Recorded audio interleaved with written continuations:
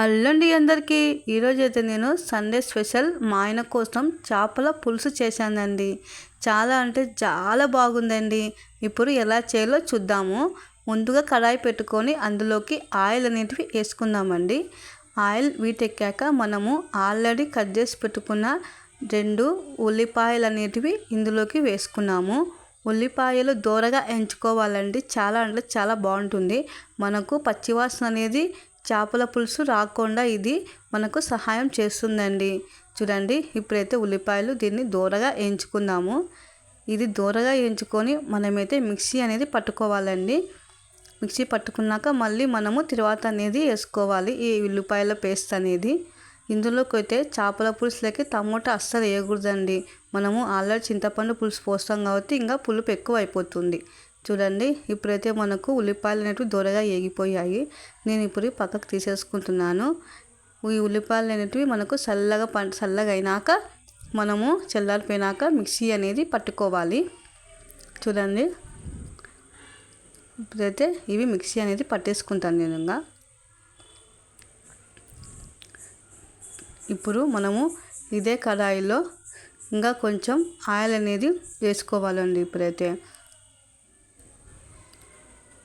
ఇంకా కొంచెం ఆయిల్ వేసుకొని మనము వేయించి చల్లారి పెట్టుకొని మిక్సీ పట్టుకున్న ఉల్లిపాయ పేస్ట్ అనేది ఇందులోకి వేసేసుకుందాం. ఇప్పుడు ఇలా చూడండి, ఇవి త్వరగా మగ్గిపోతుందండి. ఎందుకంటే మనము ఆల్రెడీ వేయించుకున్నాం కదా, ఉల్లిపాయ పేస్ట్ అనేది త్వరగా గోల్డెన్ కలర్కి మనకు వస్తుంది.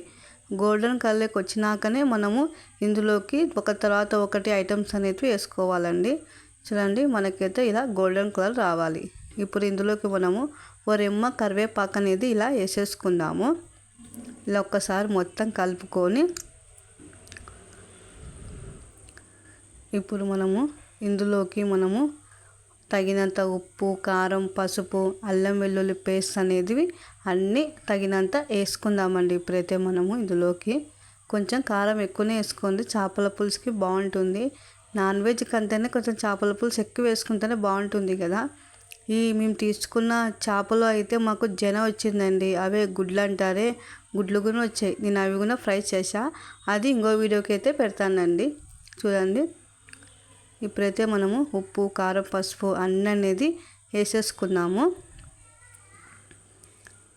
చూడండి, ఇప్పుడు మనము ఇందులోకి కొంచెం అల్లం వెల్లుల్లి పేస్ట్ అనేది కూడా ఇప్పుడు ఇందులోకి వేసుకుందామండి. ఇప్పుడైతే చూడండి, ఇప్పుడు మొత్తం ఒకసారి కలుపుకొని ఇది అల్లం వెల్లుల్లి పేస్ట్ నూనెలో బాగా మగ్గించుకోవాలండి, ఉప్పు కారంలో. అప్పుడే ఇందులోకి ఆల్రెడీ నానబెట్టుకున్న చింతపండు గుజ్జు అనేది ఇందులోకి వేసుకోవాలి. చేపల పులుసు అంటేనే చింతపండు గ్రేవీతోనే కదా చేసేది. చూడండి, మనకైతే పచ్చివాసన అనేది మొత్తం పోయింది. చూడండి, నేను ఆల్రెడీ పెట్టుకున్న చింతపండు గుజ్జు అనేది ఇందులోకి వేసుకుంటున్నానండి. మళ్ళీ వాటర్ ఎక్కువ వేయద్దండి. వాటర్గా ఉంటుంది చేపల పులుసు. మనకి ఎంత కావాలో అంతే వేసుకోండి. మనకు చేపల పులుసు పర్ఫెక్ట్గా వస్తుంది అప్పుడే. ఇప్పుడు ఇలా మొత్తం ఒక్కసారి కలుపుకుంటే ఆ వాటర్లోకి ఆ గ్రేవీ అంతా పట్టుకుంటుంది. ఇప్పుడు మూత పెట్టుకొని కొంచెంసేపు దీన్ని ఉడికించుకుంటే మనకు త్వరగా ఉడికినప్పుడు చేపలు ఆల్రెడీ వాష్ చేసి పెట్టుకున్న చేపలు అనేటివి ఇందులోకి వేసేసుకోవాలి.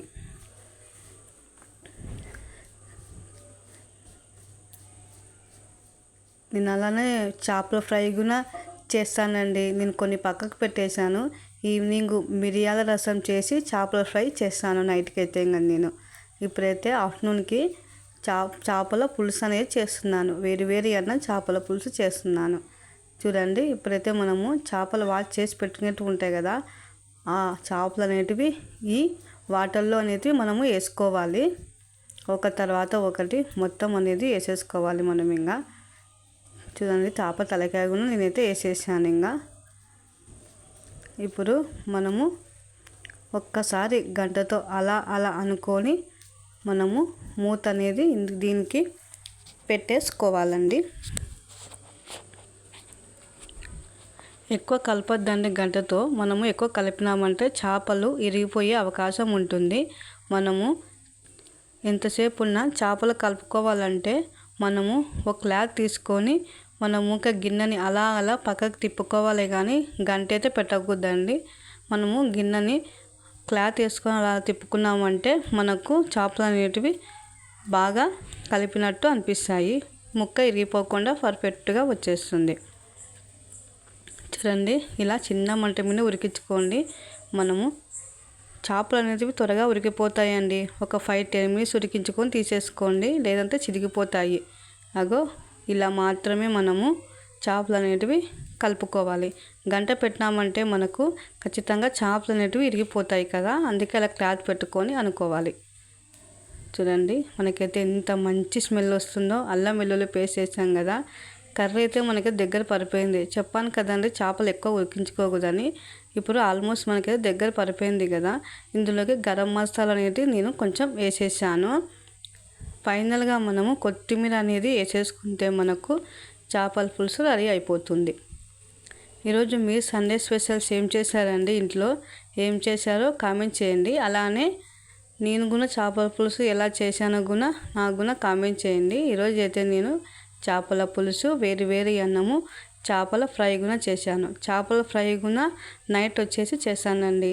ఇందులోకి వచ్చిందండి, అదే చేప గుడ్లు అంటారే అవి. అది కూడా నేను ఖచ్చితంగా దాన్ని ఫ్రై ఎలా చేసుకోవాలో ఖచ్చితంగా అది కూడా వీడియో అయితే పెడతాను ఖచ్చితంగా. చూడండి, మనకైతే ఇప్పుడైతే రుచికరమైన చేపల పులుసు అనేది తయారైపోయింది. ఇంకా నేను మా ఆయన అయితే ఇష్టంగా వేసుకొని తినేస్తాం. బాగుందా ఫ్రెండ్స్? మా వీడియో నచ్చినట్లయితే లైక్ చేయండి, షేర్ చేయండి, కామెంట్ చేయండి, సబ్స్క్రైబ్ చేసుకోండి ఫ్రెండ్స్. మరిన్ని వీడియోస్ కోసం వెయిట్ చేస్తానని ఆశిస్తుంది ఈ డిఎన్ కిచెన్. బాయ్.